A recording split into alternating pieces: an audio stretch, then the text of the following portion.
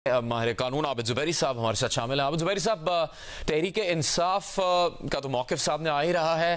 अब कानूनी तौर पर क्या आपको लगता है असरात होंगे सुप्रीम कोर्ट के आज के इस फैसले के बाद? बिस्मिल्लाहिर्रहमानिर्रहीम। पहले तो अल्लाह का बहुत शुक्र है और इस कौम को शुक्र अदा करना चाहिए कि सुप्रीम कोर्ट ने एक नाइंसाफी जो हो रही थी और इस मुल्क के आइन और कानून से खिलवाड़ जो कर रहे थे इलेक्शन कमीशन ऑफ पाकिस्तान, तो वो उसको उस पर आज उन्होंने कदगन लगा दी है। कह दिया है कि ये इलेक्शन कमीशन का फेलियर है उनका। देखिए, उन्होंने इलेक्शन 90 दिन में नहीं कराए। फॉर्म 47 की हुकूमत बनाने में उनका हाथ है। बेमानी करवाई उन्होंने इलेक्शन कमीशन में इलेक्शन के अंदर। और ये जो PTI का केस था उनके खिलाफ उन्होंने बेमानी की। तो इस पे बिल्कुल मैं अली जफर साहब की बात सुन रहा था।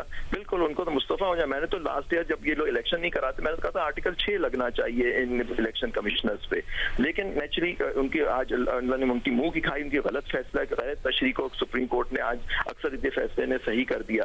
बिल्कुल सीटें इनकी उनका फैसला था कि आजाद है, गलत है। कानून में इलेक्शन उन्होंने PTI के टिकट पे लड़ा था। सिंबल लेने से एक सजा जो उनको मिली थी कि उनका एलिजिडली उन्होंने अपना इलेक्शन नहीं कराया सही से, उस पर भी बड़ा डिबेट है अभी।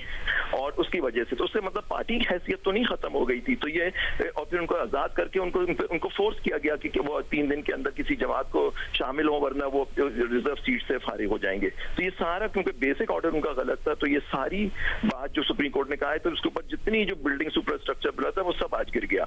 तो अब इन्होंने जो बात की है कि इनको जो शामिल हो पार्टी के अंदर और फिर उनको रिजर्व सीट के वो हकदार होंगे। मैं समझता हूँ कि आज एक बहुत बड़ी नाइंसाफी जो थी, कोर्ट ने उसको सही तशरीह करके आइन और कानून की उनको सीटें दी हैं।